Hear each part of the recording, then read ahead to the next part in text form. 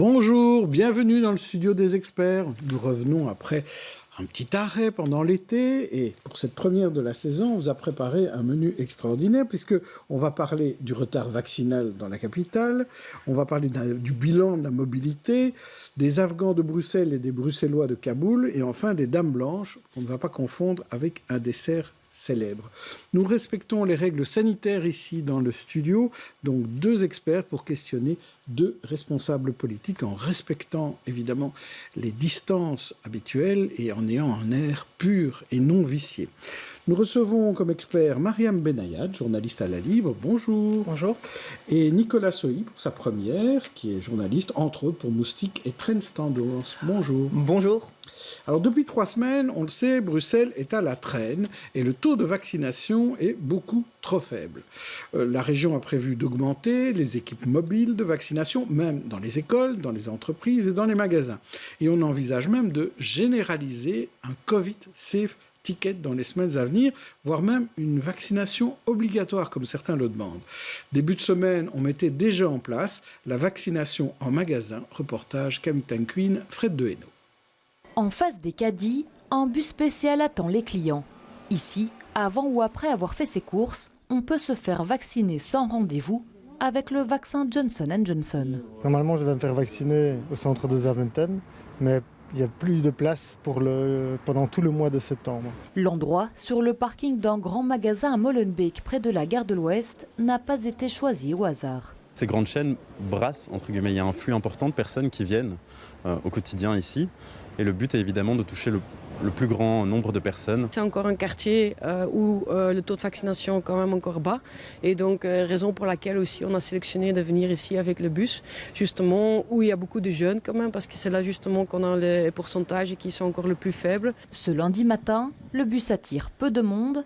Le personnel va à la rencontre des clients. Face à lui, quelques refus, mais aussi des Bruxellois déjà vaccinés. Je disais à mon fils, tu vois, c'est un camion comme dans lequel j'ai été pour faire le vaccin. J'ai déjà vacciné 2 fois. J'ai fait déjà, madame, depuis longtemps. Après Molenbeek, direction Anderlecht la semaine prochaine. Ces communes ne comptent que 50% d'adultes entièrement vaccinés. L'objectif est d'atteindre 65% d'ici fin octobre. Alors on avait des objectifs, Mariam Benayad, on n'est pas encore arrivé à ces objectifs, on est en retard à Bruxelles. Qu'est-ce qu'il faut en dire aujourd'hui ? Eh bien, moi, je préfère être optimiste. On a constaté qu'il y avait un retard, effectivement, et qu'il y a des actions concrètes qui sont mises en place sur le terrain avec les Vaxibus. Il y a aussi des leaders d'opinion qui se déplacent pour aller sensibiliser les gens, parce que je pense que le problème premier, c'est l'information qui doit arriver aux personnes qui refusent le vaccin, les récalcitrants, les hésitants. Il y a des choses qui se mettent en place, et donc, pour tenter effectivement d'essayer de rattraper un petit peu ce retard. Vous avez évoqué le Covid Safe Ticket qui sera probablement élargi. Donc il y a des choses qui se font pour essayer de rattraper les autres régions et faire en sorte que Bruxelles ne soit plus à la traîne. Et c'est plutôt une bonne chose. C'est ça qu'il faut retenir, à mon avis. Donc une optimiste avec nous. Et Nicolas Sohi, vous êtes optimiste aussi ? Optimiste aussi, bien sûr. Et c'est important que toutes ces opérations porte à porte soient tenues et qu'on aille chercher les citoyens qui n'ont pas voulu ou pu se faire vacciner. Mais il ne faut pas oublier non plus, je pense, les raisons en fait, qui fait que dans certaines communes, effectivement, on arrive à 50% seulement de taux de vaccination, c'est-à-dire des raisons qui sont liées aux inégalités sociales, à l'accès aussi à la médecine de proximité, puisque 40% des Bruxellois n'ont pas de médecin généraliste aujourd'hui. Et il faut travailler sur ce point-là, après avoir évidemment réglé l'urgence, c'est-à-dire vacciner la population bruxelloise. Bon, on va demander l'avis à nos 2 invités, toutes les 2 députées régionales. On va les faire entrer.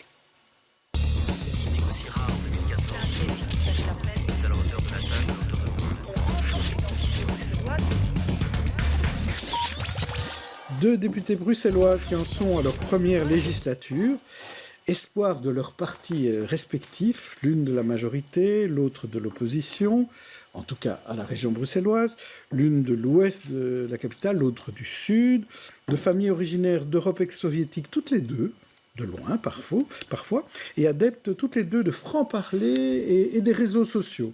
Grandes et blondes, toutes les deux très actives au sein du Parlement, avec Leila Agit, qui est même vice-présidente d'une commission. Aurélie Tchaikalski n'a pas encore eu cet honneur-là, mais ça viendra certainement.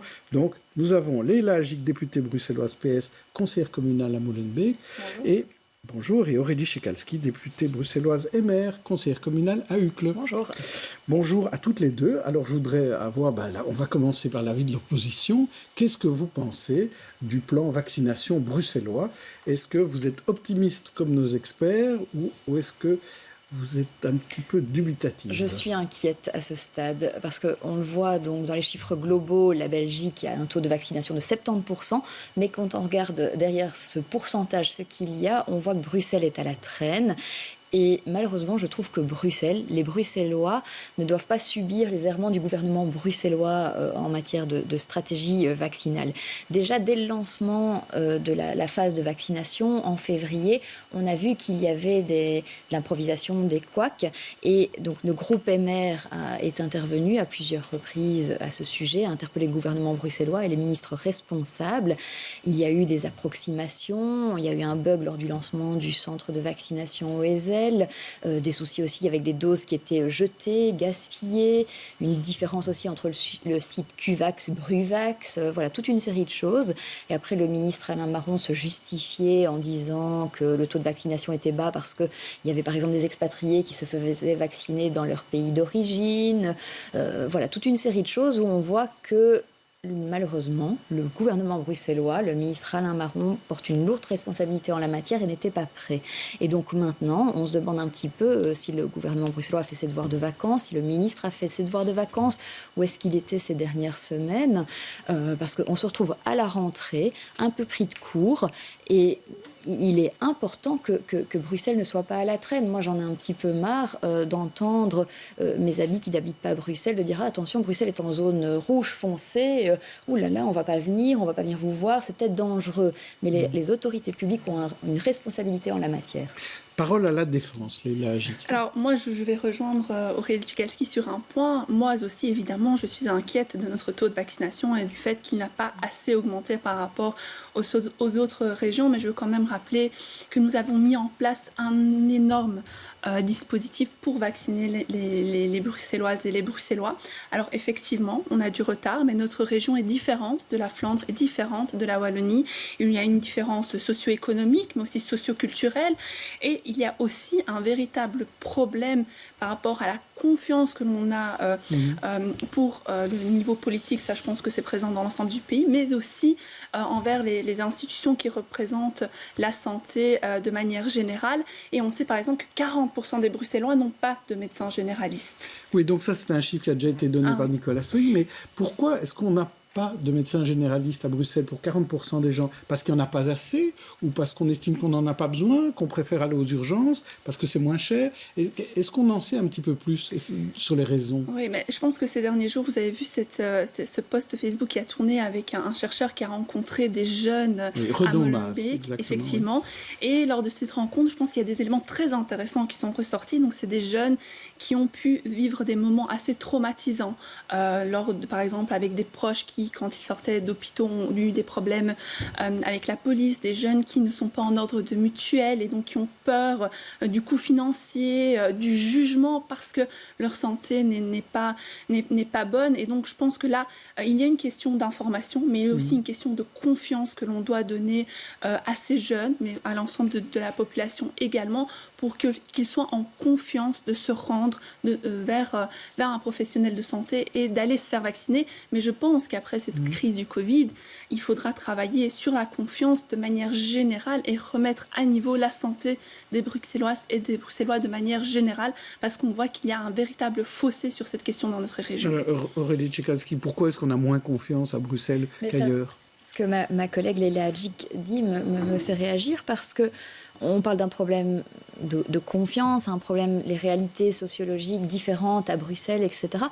le fait que les Bruxellois n'aient pas un médecin traitant, des difficultés à trouver un médecin traitant, certains n'ont pas de mutuelle non plus, mais il y a quand même, ce qui est interpellant là derrière aussi, c'est que le parti de ma collègue est aux responsabilités à la région bruxelloise depuis sa création, depuis le jour J, et donc moi je me demande alors qu'est-ce que le Parti socialiste a fait. Donc certes il y a un problème de confiance, on le sait, il y a aussi toute une série de fake news qui ont été répandues depuis le début de cette crise. C'est au pouvoir public, au département santé de la région bruxelloise de jouer un rôle. On sait qu'il y a la loi de Bandolini qui dit qu'on met beaucoup plus de temps, un degré supplémentaire, pour essayer de dire qu'une fake news est une fake news. Donc, il y a un devoir de communication qui doit être fait tous azimuts. Des campagnes de communication ont été déployées, mais on se rend compte qu'elles n'ont peut-être pas été suffisantes. Je vais citer un exemple très concret. Il y a Eden Hazard qui a réalisé une vidéo pour promouvoir le fait de se faire vacciner. Il a publié sur le réseau YouTube, etc. 1400 vues pour une vidéo pareille, mais c'est très peu. Donc moi je trouve ça assez interpellant et je pense que le gouvernement, les autorités bruxelloises doivent vraiment mettre la 5e vitesse. C'est inquiétant. Marianne Benayed. Moi je pense qu'il y a effectivement un problème de communication et d'accès à l'information. Et ça concerne l'ensemble de la population, peu importe la frange socio-économique. Et ça, c'est mon avis, c'est que ce n'est pas un problème qui concerne la majorité et l'opposition, c'est un problème que l'ensemble du monde politique doit saisir, puisque ça concerne l'ensemble des citoyens, électeurs ou pas. À un moment donné, c'est un problème de santé publique. Et il faut s'en emparer, faire en sorte que les personnes comprennent les bienfaits d'une vaccination, la nécessité d'une vaccination. S'ils sont contre pour 1001 raisons, essayer de l'entendre. À un moment donné, il faut dialoguer, sensibiliser. Et c'est comme ça qu'on va y arriver. C'est un peu le feedback que j'ai eu quand j'ai fait un reportage sur le terrain.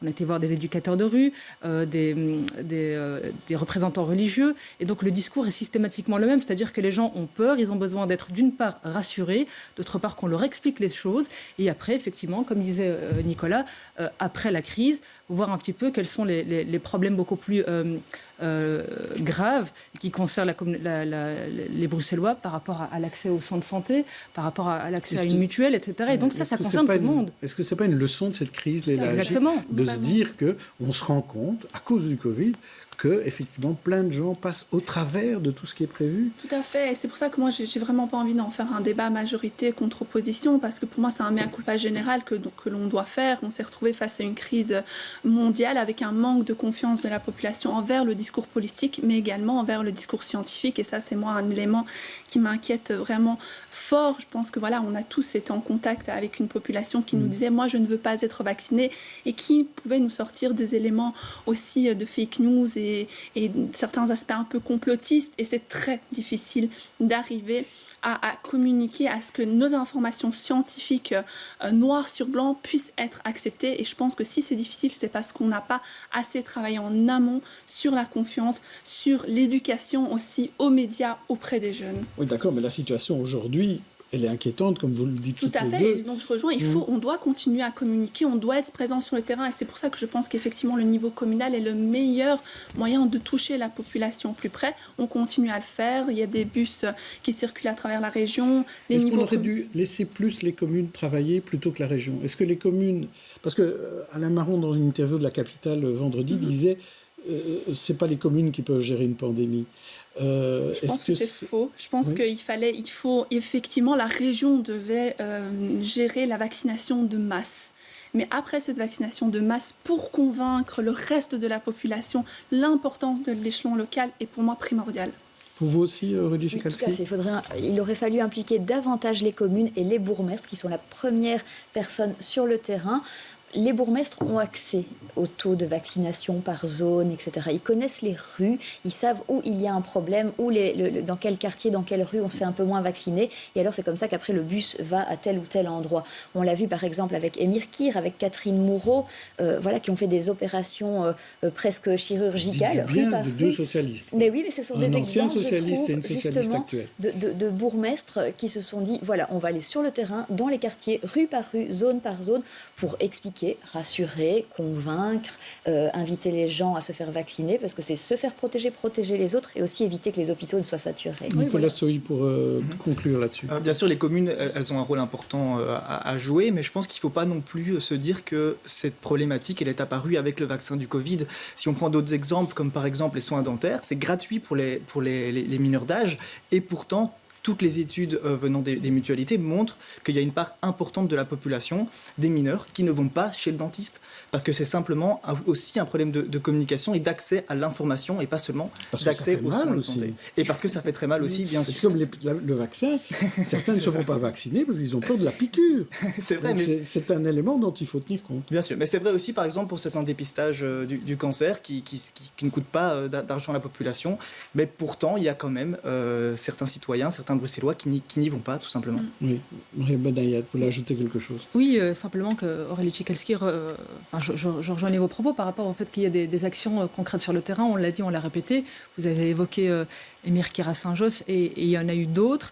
Et ça prouve bien que les actions, les frappes chirurgicales, pour le dire comme ça, c'est une expression ont un bienfait finalement. Et peu importe encore une fois la couleur politique, puisque ça reste, je persiste Cécile, un problème de société et il faut s'en emparer. Monsieur et madame tout le monde, on ne doit pas voir la couleur politique ou la potentielle voix qu'il va apporter à l'un ou l'autre parti, mais faire en sorte de lutter contre la propagation du virus, tout simplement. Allez, on va passer à un autre sujet qui est éminemment politique, lui aussi malgré tout, malgré ce qu'on dit que c'est pas une question de majorité et d'opposition. On va parler de la mobilité, parce que la mobilité a changé à Bruxelles avec le changement de majorité à la fois dans les communes et certains changements au niveau de la région. Alors, le sujet de la mobilité a bien été présent pendant tout l'été. De nouvelles pistes cyclables, un bilan positif de 30 km/h, une plus grande attention aux usagers les plus faibles. Cette semaine, la ministre de la Mobilité, Elke van den Brandt, a aussi annoncé, par exemple, que les pistes cyclables, le coronavirus temporaire, devenaient permanentes, elle l'a dit, dans Toujours plus d'actu. D'un côté, on veut pérenniser les pistes cyclables qui étaient temporaires, mais parfois, il faut encore les adapter. Alors, je prends l'exemple de rue de la Loi, c'est très connu, c'est avec des blocs de béton, ça ne va pas rester comme ça, il faut faire un réaménagement profond pour faire en sorte que ça soit d'une manière propre et élégante, évidemment. Alors, mais elles vont toutes rester, toutes celles qui ont été testées? Ils vont rester sur ces axes-là, peut-être qu'on va, par exemple, sur la rue de la Loi, il y aura des deux côtés un aménagement quand on fait une demande permis, tout ça, mais ils vont rester, ça c'est le but de les pérenniser, de faire en sorte qu'ils restent parce qu'ils sont utilisés et encore d'y ajouter. Alors la mobilité, le bilan, Léla Agic, je vous donne la parole à vous d'abord. Quel est le bilan que vous en tirez de ces premiers mois de la ministre Van den Brandt? Alors je pense que dans l'accord de gouvernement, un axe important était la mobilité, parce que notre région avait besoin d'une mobilité plus douce, plus saine aussi. Et effectivement, les premiers chiffres de la zone 30, qui était un dossier pas toujours simple à mener. Et je pense que voilà, beaucoup de Bruxellois avaient un peu peur de l'impact de la zone 30 sur leur déplacement. Aujourd'hui, on peut voir que l'objectif, en tout cas, de protéger les usagers les plus faibles, d'avoir moins de bruit dans notre région, ces objectifs-là sont atteints avec les premiers chiffres qui sont mis en place. Alors évidemment, il faut continuer d'aménager notre espace public pour qu'il puisse vraiment accueillir pleinement les zones 30. Mais je pense que c'est un départ assez intéressant avec évidemment l'importance de continuer à bien dialoguer avec les usagers et les usagères de nos différents moyens de transport. Donc un bilan globalement positif, c'est ce que vous dites. Et vous, Aurélie Tchikalski, un bilan globalement négatif? Un bilan globalement négatif, tout à fait, tout simplement parce que je trouve que la ministre n'a fait qu'opposer les usagers entre eux. Or, son rôle, c'est l'intérêt général et essayer de rassembler les gens. Ici, ce qu'elle est parvenue à faire au travers des différentes mesures mises en place par ces politiques, c'est diviser automobilistes, cyclistes. On oublie parfois même les piétons aussi dans tout ça. Moi, ce que je pense, c'est qu'il faut rassembler les gens autour d'un projet global de mobilité. Et donc, c'est vrai que concrètement, la zone 30, c'est bien ou c'est pas bien? Nous ne sommes pas pour une zone 30 généralisée. Nous préférons des zones 30 là où c'est nécessaire, aux abords d'écoles, d'hôpitaux. Donc vous voudriez dézoner? Non, pas vraiment. Non, je pense qu'il faut faire vraiment un véritable cadastre là où c'est utile. Ce qu'il y a aussi, c'est qu'en 2014, il y a eu cette étude du gouvernement bruxellois de l'époque concernant les zones, les ACA, les zones dites à forte concentration d'accidents. Il y a 100 zones qui ont été identifiées. Sur ces 100 zones, il y a une trentaine de points noirs où il y a vraiment eu de grands problèmes d'accidents. Voilà. Donc la première priorité en matière de sécurité routière, c'est justement de résorber le retard et de faire les aménagements conséquents où ces zones sont problématiques. On cite souvent cet exemple que tous les Bruxellois connaissent, il y a le rond-point Louise qui est très dangereux, enfin, c'est vraiment très compliqué, etc. Donc, voilà, il faut vraiment faire une politique réfléchie et pas juste sortir comme ça de son chapeau. Je vais faire une zone 30 généralisée comme ça, ou des pistes avec des traits de peinture sur le sol. Non, ils font des aménagements conséquents pour protéger les cyclistes, pour protéger les piétons et que tout le monde se sente en sécurité et puisse partager l'espace public. Nicolas Sohi, on a vu beaucoup de pistes cyclables. Beaucoup de pistes cyclables. Et moi, je roule à vélo ou en trottinette et on a vu franchement une nette amélioration, honnêtement. Alors, c'est vrai, et ça fait des dîners de famille parfois un petit peu agités, l'opposition automobiliste et les personnes qui sont plutôt adeptes de la mobilité douce. Mais ça s'améliore et on voit aussi qu'une des raisons qui fait que beaucoup de gens ne prennent pas le vélo, c'est simplement parce qu'ils ont peur de la circulation. Et ça se comprend parce que parfois, même en étant prudent, même avec un casque, même avec un gilet jaune, c'est parfois dangereux. Et c'est important du coup de ralentir la vitesse, de créer des pistes cyclables. Et puis il y a un autre point que je pense est intéressant aussi, c'est l'impact sur l'environnement. Alors les études ne sont pas toutes d'accord, unanimes sur est-ce que ça pollue plus, est-ce que ça pollue moins de rouler à 30 plutôt qu'à 50. Mais je pense que dans tous les cas, en fait, c'est gagnant parce que la flotte de l'automobile, elle est en train de changer, elle est en train de basculer vers l'électrique. Et donc à terme, c'est une question qu'on ne se posera plus en fait. Donc voilà, je pense qu'il y a des choses qui sont très bonnes. Alors, il y a des dossiers qui ont disparu aussi. Plan taxi, on ne sait pas quand il va sortir. Smart Move, le ministre-président a dit que ce serait pour après 2024, sans doute. Il y a des éléments de mobilité. Ah oui, la gratuité des transports publics, où est-ce qu'on en est ça, c'est à partir du 1er septembre, donc une partie de la gratuité jusqu'à 25 ans, quasi-gratuité. Oui, c'est pas la gratuité, c'est moins cher. À 12 € près, je pense que voilà, par rapport à l'offre, c'est intéressant. Donc là-dessus, je pense qu'on a avancé. Alors, il faut quand même rappeler que voilà, on a 2 ans du gouvernement, que la zone 30, moi, je trouve qu'on ne l'a pas sorti d'un chapeau. Ça fait quand même... c'est un sujet qu'on traite depuis de nombreuses années et que parfois, il faut trancher, il faut avancer, il faut mettre les choses en place et ensuite, petit à petit, passer à l'aménagement. Vous savez, ça me fait penser un peu au débat par rapport à la voiture. Pour moi, à un moment donné, si l'on ne force pas les choses, on ne changera pas. On continuera à rester dans le confort de nos habitudes, mais on doit toujours pouvoir accompagner cela de nouvelles offres de transport, notamment avec le métro ou d'autres lignes de tram. Vous savez, le PTB, par exemple, critique souvent le PS et les autres partis en disant « mais vous oubliez le côté social de la chose. Ceux qui n'ont pas le choix et qui ont absolument besoin d'une voiture. » Et à Bruxelles, c'est encore le cas de pas mal de gens. Tout à fait, mais vous savez, le PS et toutes ces interventions au sein du gouvernement par rapport à ces discussions de cette possible taxation Smart Move qui est encore en discussion, ça a toujours été de rappeler qu'il y a des catégories de la population qui ont besoin de leur voiture, qui n'ont pas le choix et qui ne doivent pas payer pour d'autres personnes qui ont les moyens de s'acheter d'énormes voitures polluantes et qui finalement ne seront pas lésées plus que ça par une nouvelle taxation. Alors vous parliez de projets dont on ne parle plus, je signale quand même qu'il y a le RER, on en parle plus, je ne sais même plus où est-ce qu'on en est, il y a des dossiers comme ça, c'est une nébuleuse. Très très lentement. Voilà. Mais par rapport à ce débat, donc moi je suis ni cycliste, ni... je ne suis pas anti-voiture, mais j'en ai pas. De toute façon, il faut vraiment être complètement fou pour essayer de rouler en voiture à Bruxelles, ou en tout cas avoir une patience infaillible, parce que j'ai essayé, je n'ai pas tenu longtemps. C'est parce que vous êtes nerveuse. Non, je suis quelqu'un de très calme, vous le savez, on ne s'est jamais disputé. Mais par contre, vous avez raison sur un point, c'est que il y a des personnes qui n'ont pas le choix d'utiliser leur voiture et c'est pas juste un luxe en fait. Et on a tendance dans ce type de débat à dire Burk les cyclistes, Burk les automobilistes, ceux qui balancent les trottinettes partout, les piétons, n'en parlons pas. Tout le monde se déteste, mais personne ne veut comprendre mais pourquoi... c'est peut-être les mêmes. C'est peut-être les mêmes. C'est peut-être la même personne. Mais justement, en parlant des mêmes, je trouve qu'on ne favorise pas assez la mobilité multimodale. On en parle beaucoup. C'est un mot une expression qui était très à la mode.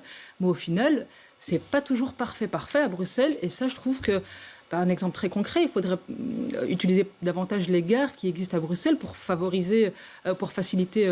moi, si j'ai envie d'aller au fin fond de Uccle, j'ai pas envie de penser à un vélo, taxi, faire du stop, je sais pas, une trottinette, un cheval, un skateboard ou que sais-je, alors qu'il y a moyen d'y aller sans prendre une heure alors qu'il faut 1 heure pour aller en avion en 1 heure, on est dans un autre pays. On va demander au Régis Czekalski qui habite au fin fond d'Uccle. Voilà, j'habite vraiment le fin fond d'Uccle. Non, plus sérieusement, je pense réellement que si on veut un changement dans les habitudes, dans les mentalités, ce qu'il faut, c'est aussi une offre de transport en commun qui soit efficace. Se déplacer d'un point A à un point B rapidement, que chaque Bruxellois ait accès à une station de métro à moins d'1 kilomètre de son domicile. Et ce n'est que comme ça que petit à petit, il y aura un shift modal, comme on dit dans nos réunions, etc. Oui, il faut promouvoir bien entendu la multimodalité. Je voulais rebondir sur un exemple. Les gares à Bruxelles sont sous-exploitées. Il y a tout un réseau de gares qui mérite vraiment aussi d'être exploité. On peut se rendre d'Uccle-Calvoute à la gare centrale en 12 minutes. Ce sera dans l'avenir aussi une ligne RER, donc il y aura plus de fréquences. Donc c'est tout ça. Mais ce qu'il ne faut pas, c'est opposer les usagers entre eux en disant « Oh, vous êtes les méchants automobilistes ». On ne connaît pas la vie de la personne qui est derrière le volant. Elle n'a peut-être pas d'autre choix, etc. Elle a pour XY raisons qui lui appartiennent. Voilà. Et aussi, là où je vous rejoins aussi, c'est qu'il faut accompagner les changements. On n'a pas toutes et tous les moyens de se payer une voiture électrique. Ça coûte très cher.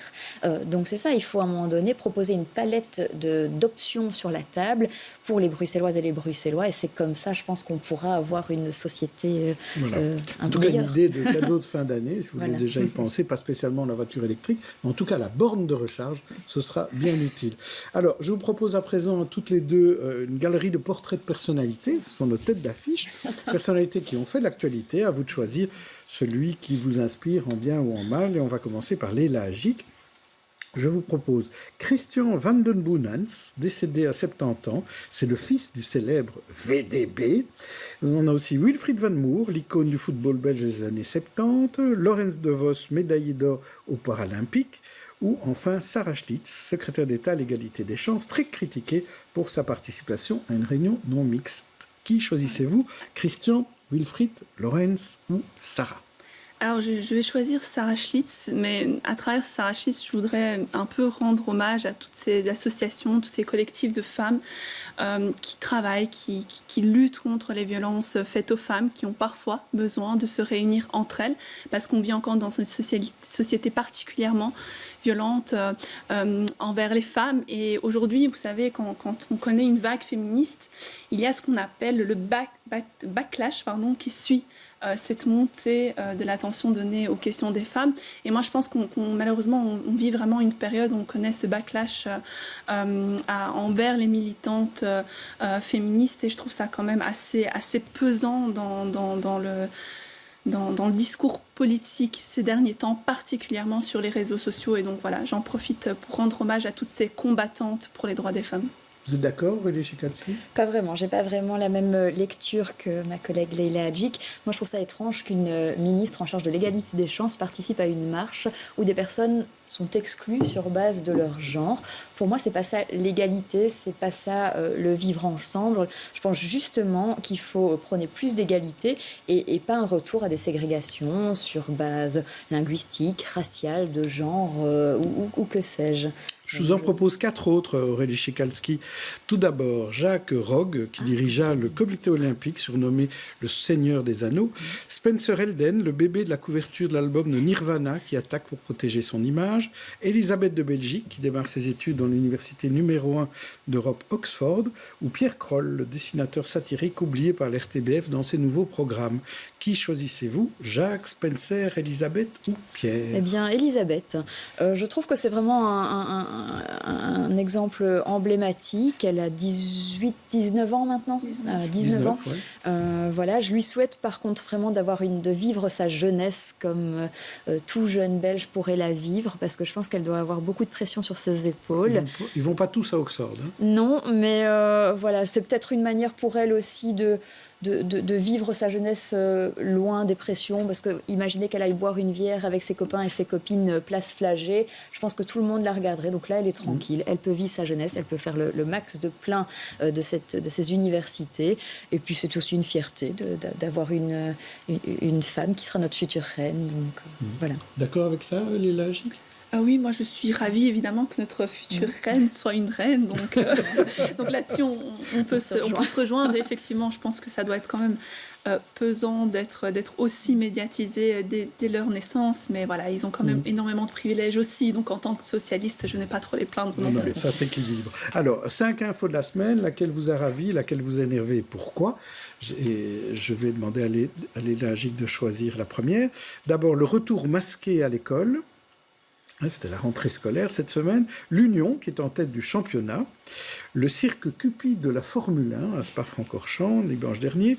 Les hockeyeurs honorés à la Grand Place avec tous les médaillés des Jeux Olympiques, c'était vendredi après-midi.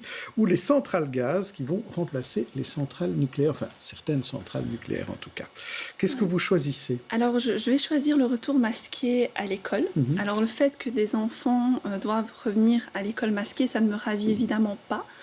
Je comprends la nécessité, je pense que c'était un choix important à faire, malheureusement vu les circonstances épidémiologiques au niveau de Bruxelles, mais je pense que nous, tous adultes, on doit prendre nos responsabilités, nous vacciner aussi pour que ces enfants puissent à nouveau retourner à l'école sans avoir de masque, puissent revivre une enfance normale. Et donc voilà, quand on se vaccine, c'est pas uniquement pour soi, c'est pour toute la société, qu'on ait ou pas des enfants qui vont à l'école. En tout cas, vous insistez. Hein, ah oui, moi je suis très... Alors, Aurélie Checalzi, qu'est-ce que vous choisissez comme Je vais choisir l'Union en tête du championnat, tout simplement parce que j'ai assisté au match samedi dernier. Voilà, cette année, je me suis dit avec 2 autres copines qu'on allait suivre de manière plus assidue les matchs de l'Union Saint-Gilloise. On a vraiment passé un bon moment avec les supporters. Ça faisait aussi du bien de se retrouver à un événement de plus grande ampleur, et c'est aussi une fierté bruxelloise de voir une équipe qui était en division 2 maintenant passer l'étape supérieure. Ça vous a pas gêné qu'il y ait besoin d'un Covid safe ticket pour entrer au stade? Non, ça m'a pas gêné du tout. Tous les gens l'ont fait avec plaisir. Mariam Benayad, vous y étiez aussi? J'y étais. Ça, je peux vous assurer que je crois que tout le monde m'a entendu crier dans la foule, mais bon voilà, 4-0 contre le Standard, excusez-moi, mais 1. Bon, ben voilà, il faut profiter. De toute façon, il y a une pause maintenant à cause des matchs des Diables Rouges. On peut bien profiter pendant plus de 10 jours que l'Union soit en tête du classement. Et c'est simple, on va dire ça de manière sympathique pour les amis d'Anderlecht aussi. C'est quand même un autre club important de la capitale. Le prochain match arrivera début janvier, je crois. Alors, je voudrais vous présenter des images auxquelles on aurait pu échapper, mais auxquelles on n'échappera pas. Parce que quand même, pendant la semaine, on en a parlé, notamment ce dessin d'humour qui n'a pas fait rire ceux qui voient du racisme, ce qui est rejeté par l'auteur Vado d'ailleurs. Le thème, c'est messieurs Vervoort et Marron qui font du porte-à-porte dans un quartier défavorisé avec peu de succès. Ça lui a été reproché à Vado de faire un dessin raciste. Léla Gic, vous aviez vu ce dessin? Oui, j'ai vu ce dessin, et ce dessin est un dessin typique de stigmatisation des quartiers populaires comme Molenbeek, comme ma commune. Et c'est vrai qu'on en a un peu marre, même beaucoup marre que l'on représente tout le temps la population de Molenbeek de cette manière-là. Mais aussi, moi je tiens quand même à dire que certes, on a 50% de vaccination dans les quartiers populaires de Bruxelles, mais on n'a pas non plus des taux de vaccination spectaculaires dans les quartiers plus huppés de notre région non plus. On n'atteint pas non plus là des sommets. Donc je pense que voilà, il ne faut pas stigmatiser à ce point ce genre de quartier. C'est vraiment un travail collectif que l'on doit mener. Et effectivement, s'il faut, on ira faire du porte-à-porte, mais il faudra le faire partout à Bruxelles. Donc du porte-à-porte partout à Bruxelles. Maintenant, deuxième image que j'ai vue circuler dans les réseaux sociaux, c'est un montage astucieux qui présente le plus vieux Grand Prix de Formule 1 de Francorchamps, et où ce sont des bateaux à la place des voitures. Je crois que ça résume assez bien la situation. Ou alors il y a cette publication du PTB sur Instagram qui a oublié l'orthographe en chemin. À 60 ans, tous les métiers sont pénibles, mais tout n'a pas de S, il n'a encore qu'un T. On parlera beaucoup des pensions ces jours-ci. On en parlera beaucoup parce que c'est important, justement, que des personnes qui ont travaillé se retrouvent avec une pension qui soit bien considérée. Et justement, enfin, on l'a dit, on le répète, au mouvement réformateur, ce n'est pas normal qu'une personne un indépendant qui a travaillé pendant 29-30 ans se retrouve avec une pension moindre qu'une personne qui a chômé. Donc voilà, mais sinon ça me fait très mal aux yeux, tous les métiers, parce que je suis une petite fille d'enseignant et donc chez moi, les fautes d'orthographe, ça faisait mal aux yeux. J'ai pas mis la thématique pension cette semaine, mais on aurait pu en parler avec la présentation du projet de plan de la ministre Karine. Tout à fait, moi je pense que c'est un plan important qui sort aujourd'hui et ça va sûrement prendre beaucoup de place dans les discussions politiques des semaines à venir. Mais moi ce que je retiens vraiment, c'est une pension minimale pour que chaque Belge puisse vivre de manière décente. Je pense que voilà, en 2021, c'est ça l'essentiel. Et puis surtout, là je rejoins Aurélie Tchaikalski, tout le monde, tous ceux qui ont travaillé devraient avoir accès à une pension décente. Et là, je pense particulièrement aux femmes qui ont souvent des emplois à mi-temps et qui aujourd'hui étaient constamment oubliés par les différentes réformes des retraites. Et aujourd'hui, Karine Lallieu, qui est aussi une grande féministe, évidemment ne pouvait pas faire une réforme sans y penser. Et ça, je pense que c'était vraiment un point très important. Voilà, mais donc c'était juste, voilà, on l'a abordé, chacune a donné son avis, on en reparlera lors des prochaines émissions. On va parler maintenant de aussi ce qui a touché beaucoup de monde ces derniers jours, ces dernières semaines, c'est ce qui se passe en Afghanistan. La guerre est terminée depuis mardi à 0h même. Les Occidentaux sont partis, les troupes américaines sont parties et de nombreux Afghans ont quitté le pays ou veulent quitter le pays. Ces réfugiés seront accueillis dans de nombreux pays, notamment en Iran, en Allemagne, au Pakistan. Mais il y en aura aussi un peu en Belgique. Il y a aussi des Belges qui, imprudemment, se retrouvent encore coincés à Kaboul. Et là, c'est l'inquiétude. Je vous propose de regarder ce cas à Schaerbeek.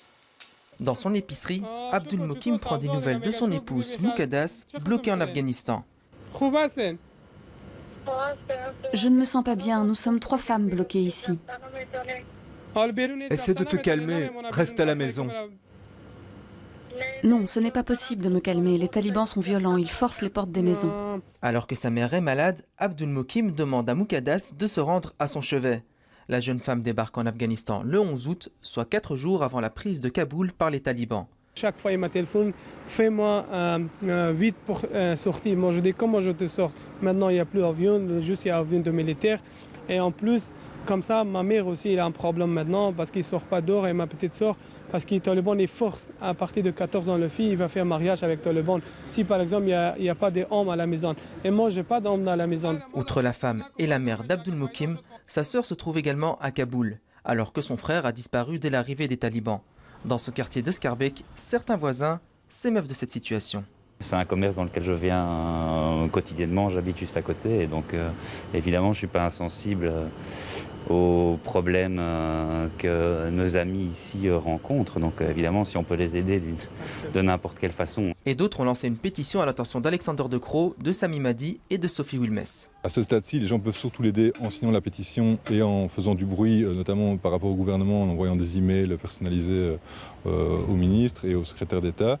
Mais c'est sûr que par ailleurs, on peut imaginer qu'il y a peut-être des gens qui ont d'autres pistes justement, qui plus on fait parler de l'histoire, plus il y a des possibilités qu'éventuellement une personne ou l'autre puisse avoir une bonne idée pour concrètement soutenir cette famille. À l'heure qu'il est, la pétition compte plus de 1000 signatures. Évidemment, le reportage et la pétition étaient faits au moment où justement les Belges ont arrêté toutes les opérations. Et de toute façon, depuis lors, il n'y a plus rien moyen de faire. Aurélie Tchaikalski, est-ce qu'il faut ouvrir nos frontières aux réfugiés afghans et les accepter beaucoup plus vite que tous les autres, parce que la situation est particulièrement difficile? Il y a 2 choses. La première chose qui est, voilà, je partage les inquiétudes de ce monsieur qui était dans le témoignage dans ce reportage. Ce qui se passe maintenant, les opérations d'évacuation sont stoppées. mais la Belgique voit avec ses partenaires sur place comment faire justement pour évacuer encore les Belges qui seraient restés sur place. Donc ça, c'est une première chose. La seconde dont vous me parliez, le secrétaire d'État Sami Madi a été limpide sur le sujet. Nous avons en Belgique la loi sur le séjour, l'accès au territoire, etc. Et donc pour toutes les personnes, ben voilà, ce sont les filières les classiques, c'est le visa humanitaire, c'est le regroupement familial, ou alors pour celles et ceux qui souhaitent introduire un dossier au CGRA, au Commissariat général aux réfugiés et apatrides, ils déposent une demande d'asile. Donc voilà, ça ce sont les options qui sont sur la table, et donc que chaque personne, maintenant la Belgique a un devoir d'accueillir aussi les personnes dans le besoin, dans la détresse. Donc il faudra analyser Est-ce qu'il faut donner un nombre ou un chiffre, l'élargie d'Afghans à accepter chez nous, par exemple, ou bien Non, je ne pense pas, mais en tout cas, je pense qu'il faut avoir des critères clairs pour les personnes que l'on souhaite accueillir. On doit être une terre d'accueil parce qu'on a, on a été présent durant près de 20 ans sur ce territoire. On a des personnes qui nous ont aidés et que l'on doit aujourd'hui protéger. On doit aussi être en adéquation avec nos discours et nos valeurs. Des femmes risquent leur vie en Afghanistan parce qu'elles défendent certaines valeurs auxquelles on tient particulièrement ici. On ne peut pas les laisser risquer leur vie là-bas et fermer les yeux. On aurait dû rester là-bas, que nos militaires auraient dû rester et agir pour aider un autre gouvernement? Je pense que la situation actuelle de présence militaire depuis autant d'années était intenable et n'apportait pas non plus de solution. Mais je pense que clairement, il aurait fallu bien mieux préparer ce départ et les États-Unis auraient dû prendre le temps de partir comme ils ont pris le temps d'y rester 20 ans. Est-ce que c'est facile d'arrêter une guerre, Mariam Benayed? C'est difficile, en général, ça se passe toujours mal. Non, et déjà, quand on dit que la guerre est arrêtée, sur quels critères on peut se baser pour dire que la guerre est terminée? Parce que les États-Unis ont quitté l'Afghanistan, donc est-ce que ça signifie que la guerre est effectivement terminée? Est-ce qu'il n'y a pas une nouvelle guerre qui commence? Une guerre civile, en l'occurrence? Est-ce qu'il fallait attendre le départ des États-Unis pour dire est-ce que la Belgique doit rester ou partir? Il y a encore toujours cette dépendance du grand frère américain qui doit aussi susciter quelques questions au sein du gouvernement fédéral en tout cas, et pas que. Il y a toute une série de questions qui restent en suspens, et en attendant, il y a des gens qui restent coincés. Certains sont partis, on dit en vacances, mais en fait, c'est pour aller voir la famille sans jamais pouvoir revenir. Qu'est-ce qu'on fait avec ces personnes très concrètement? Est-ce qu'on va les laisser... là, on a un témoignage d'un jeune homme désemparé, mais c'est un parmi tant d'autres. Alors, est-ce qu'il faut des critères clairs? Évidemment, mais est-ce qu'à un moment donné, quand on ne répond pas aux critères, les gens doivent rester sur place entre les mains des talibans pour qu'elle sorte et ça, on ne sait pas, c'est probablement de la souffrance. Mais si on veut trouver... Les personnes qui sont belges, elles n'ont pas à rester sur place. Enfin, je veux dire, on peut les rapatrier. Elles seront rapatriées. Il faut juste que la situation soit à peu près stable pour pouvoir revenir chercher ces personnes. Il faut peut-être aussi l'élargir des relations diplomatiques. Est-ce qu'on doit reconnaître l'Afghanistan des talibans? Aurélie Chikhalski. Mais la ministre des Affaires étrangères, Mme Sophie Bibès, suit vraiment la situation de près avec son département. Et donc, c'est le code consulaire qui existe ici en Belgique, justement, implique le fait qu'on donne une assistance aux Belges qui sont dans de telles situations. Donc c'est un devoir ça de doit les être aider. difficile pour l'instant. Voilà, c'est une situation par contre qui est très complexe, très chaotique, qui change d'heure en heure. La Belgique ne décide pas seule non plus. Elle se concerte régulièrement au sein de l'Union européenne, au sein de l'OTAN. Et donc il faut voir justement entre partenaires au sein de l'Union européenne et de l'Alliance de l'OTAN ce qu'il faut faire et que chacun puisse s'y retrouver. Nicolas Soy. Oui, je crois qu'il y a encore une centaine de Belges ou de personnes sous protection belge qui se trouvent là-bas. Et on a vu ces deux Belges, dont un Bruxellois d'ailleurs, qui ont été blessés aussi dans une attaque à Kaboul. Donc c'est sûr qu'il faut d'abord les mettre en sécurité et puis trouver le moyen, avec les partenaires sans doute, de les rapatrier. Et je pense peut-être qu'à un moment donné aussi, comme vous le disiez, il va peut-être falloir discuter aussi avec le régime taliban dont le gouvernement va être annoncé. C'est aujourd'hui, je pense. On attend ces jours-ci. C'est pas très précis. Ils n'ont pas l'agenda très clair. Non, ils n'ont pas je ne sais pas si on peut les croire quand ils disent qu'ils vont bientôt avoir. Mais du coup, c'est ça. Ils disent qu'ils ont changé ces bouts de communication et ces prochaines semaines vont montrer concrètement ce qu'il en est réellement, et rien que le fait si le gouvernement comporte une femme ou pas, ça sera déjà un signal, et la réponse est sans doute il y a peu de suspense, mais voilà. Alors, 40 ans, c'est le temps qu'il a fallu au groupe ABBA pour se relancer avec un album et une tournée. Et c'est aussi exactement le temps qu'il a fallu pour se mettre d'accord sur le projet des Dames Blanches à Woluwe-Saint-Pierre, région, commune et riverains, qui doivent encore strictement donner leur avis, ont trouvé un modus vivendi pour créer de nouveaux logements. Reportage Camille Tinquin et Charles Carpro. Un champ à perte de vue. Aujourd'hui, on cultive du maïs au champ des Dames Blanches à Woluwe-Saint-Pierre, mais dans quelques années, il ressemblera à ça, un écoquartier de 200 logements, dont 120 sociaux, répartis sur 9 hectares, des cités-jardins du XXIe siècle. On propose de réinventer le modèle avec un tout petit peu plus de concentration et de densité, mais chaque logement aura son accès depuis son jardin et disposera d'un accès à un espace vert. Et donc on est vraiment dans une perspective aussi de ville post-Covid. Comment est-ce qu'on tient compte des enseignements du Covid, notamment de la relation entre le logement et l'espace extérieur. Pour en arriver là, 40 ans de blocage politique entre la région et la commune de Woluwe-Saint-Pierre. Depuis un an, le dialogue a repris. Chaque partie a dû faire quelques concessions pour aboutir à cet accord historique. Je pense qu'il y avait un manque de communication, peut-être le manque de volonté de mettre tout le monde autour de la table. Et nous, c'est ce qu'on a fait, savoir mettre un peu de l'eau dans son vin et trouver des consensus et des compromis. Parce qu'au final, ce qui compte, c'est qu'on apporte des solutions aux Bruxellois qui en ont le plus besoin. L'accord marque la première étape du projet.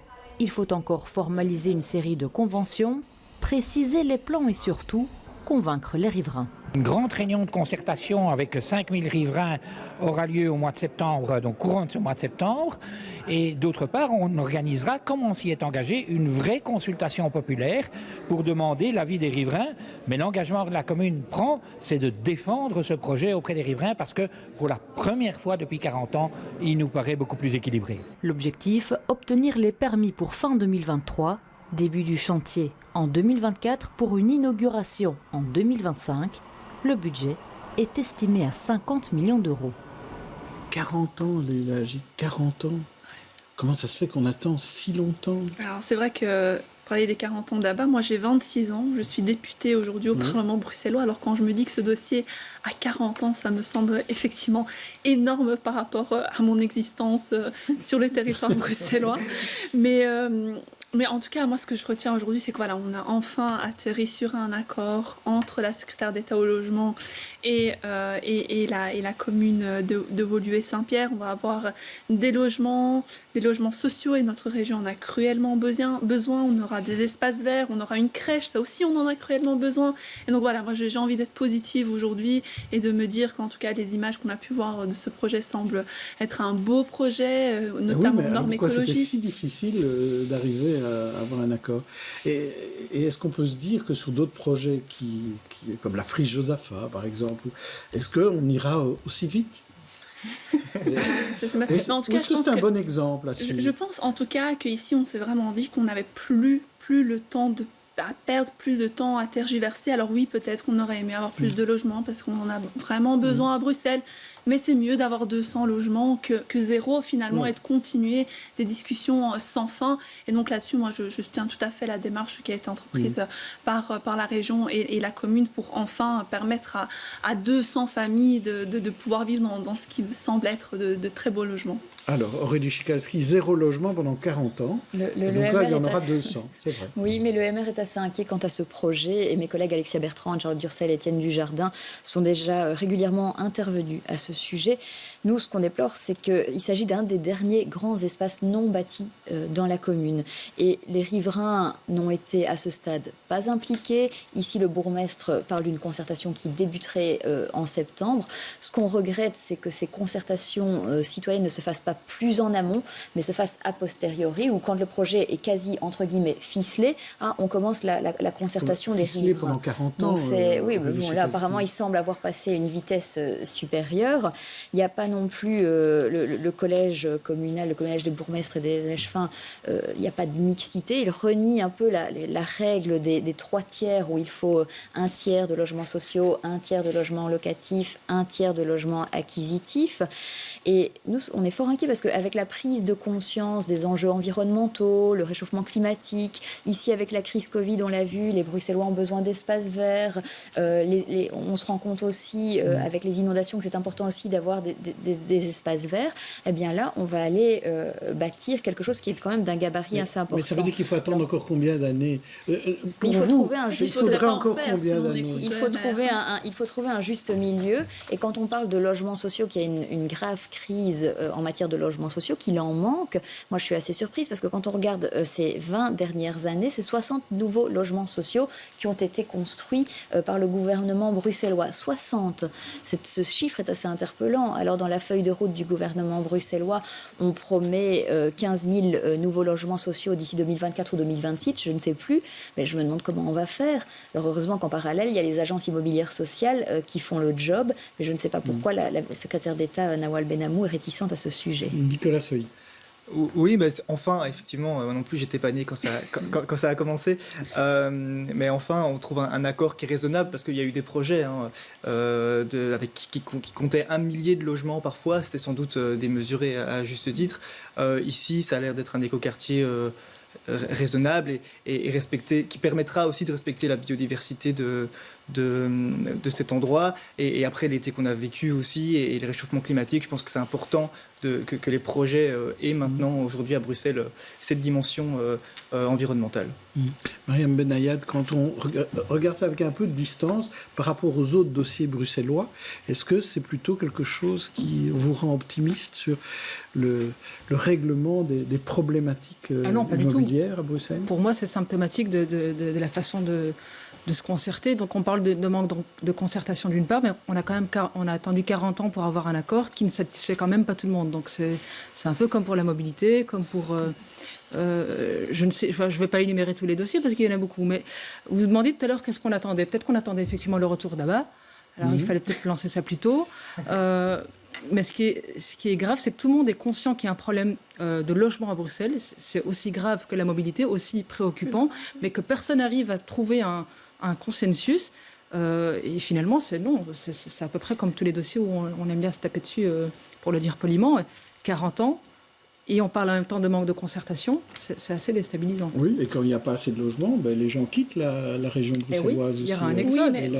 Moi, je vais quand même revenir sur le fait que Woluwe-Saint-Pierre n'est pas non plus la commune qui a le plus grand problème d'espace vert dans la région bruxelloise, et qu'il faut... Donc, on sait que maintenant au PS on se décrit comme éco-socialiste, et pour moi c'est important parce que je pense que c'est assez symbolique, c'est qu'il faut à la fois préserver les espaces verts, et la moitié du projet préservera la biodiversité et l'autre moitié permettra à des familles qui en ont besoin effectivement de pouvoir trouver du logement. Et je pense qu'effectivement on ne peut jamais satisfaire tout le monde, parce qu'il y a aussi une partie des personnes qui sont toujours d'accord pour construire du logement et du logement social, mais pas forcément à côté de chez elles. Et ça, à un moment donné, il faut pouvoir trancher, il faut pouvoir se dire qu'on avance. Et là, la région a effectivement voulu avoir un accord avec la commune. On aurait très bien pu passer en force. On a quand même souhaité avoir une bonne entente avec la commune et avoir un accord. Et donc voilà, moi, je pense qu'on doit tous prendre part à la construction de logements et de logements sociaux. Ça ne doit pas être qu'à Molenbeek, ça doit être aussi, ou à Anderlecht, ça doit aussi être dans d'autres parties de Bruxelles. Et je pense que ce projet est symbolique aussi des nouveaux logements qui sont créés. Ils ressemblent à des écoquartiers. Et je pense que voilà, les derniers logements qui ont été inaugurés par Nawal Benamou étaient toujours à peu près dans ce style-là. Donc les grandes tours avec une grosse concentration, c'est fini, c'est plus ce qui est d'actualité. Mais des 60 logements, quand Aurélie Chkalski dit qu'il n'y a que 60 logements sociaux par an. Non, il y a par an. Ah oui. Mais ça, on sait que c'est un véritable problème à Bruxelles, et c'est pour ça qu'on y a vraiment mis une très large partie du budget régional sur cette question-là. Et on voit que ça continue. On arrive à débloquer des dossiers vieux de 40 ans. Donc je pense que la volonté politique est là, mais il faut que chacun prenne part à ce combat et accepte des logements, même des logements sociaux, partout sur le territoire bruxellois. Alors je laisse encore un petit mot. Je voulais revenir sur la notion d'espace vert.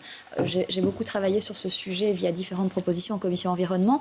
Et ce qu'on s'est rendu compte, c'est qu'un Bruxellois sur 5 n'a pas accès à un espace vert à proximité de son domicile. Alors la région bruxelloise peut paraître très verte, entre guillemets. Il y a 8000 hectares d'espace vert à Bruxelles, en région bruxelloise.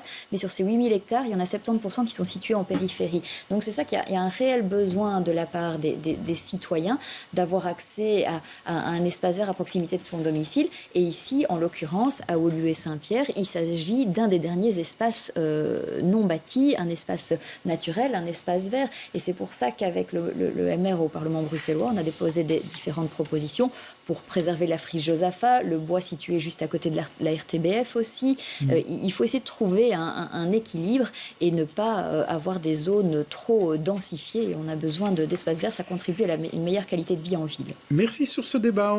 Pour ce débat, on passe à nos coups de cœur.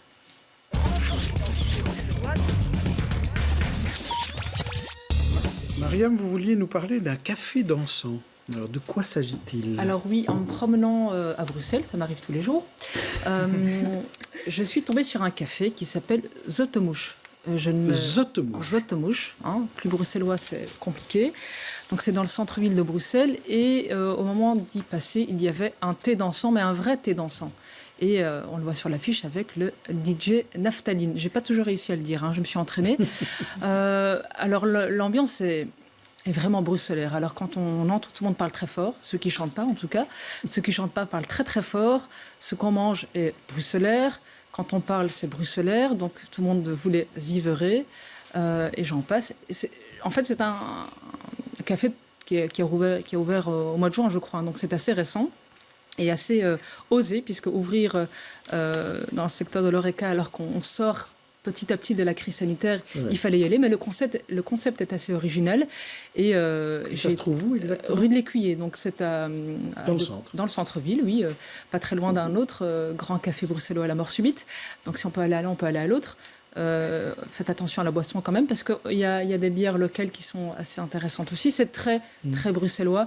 L'ambiance est garantie. Toutes les générations s'y retrouvent. Il y a même des chansons, pas que ABBA, hein, je vous rassure, il y a un peu de tout. Merci. Alors, vous, Nicolas, vous voulez parler d'une série belge sur Netflix. Je propose d'en voir quelques images. Ça s'appelle Into the Night et c'est la saison 2. Jour 9. Et la vie à Bankar, c'est presque comme la vie à la maison. On a besoin de tous les alliés possibles ici. It's a military facility. Under military command. Are you threatening us? Our food is gone. Alors, pourquoi vous avez choisi cette série, Nicolas ? Alors, parce que c'est une série Netflix belge avec des actrices et des acteurs bruxellois. Et je pense que c'est important d'avoir l'opportunité de montrer ce qu'on peut faire aussi, nous, à l'international. Et les plateformes de streaming permettent ça. Et puis, c'est une série qui a quelques défauts aussi, mais qui est palpitante dans l'histoire. On a envie de savoir la suite. Elle est bien faite, cette série. Et pour ceux qui n'ont pas vu la saison 1, c'est vraiment, il faut fuir le soleil parce qu'il tue. Voilà. Quel âge vous avez vu la saison 1 ? Ah oui, au début du premier confinement, hein, ça nous a permis de nous divertir. Excellente série. Saison 2, le 8 septembre. Merci à tous d'avoir participé à cette émission. N'oubliez pas, le hockey commence, le hockey féminin sur BX1 tous les dimanches à 11h55 et c'est un match avec un club molenbeekois. C'est avec ça qu'on va commencer, avec le Dering qui rencontre Boom. Au revoir à tous, on se retrouve la semaine prochaine.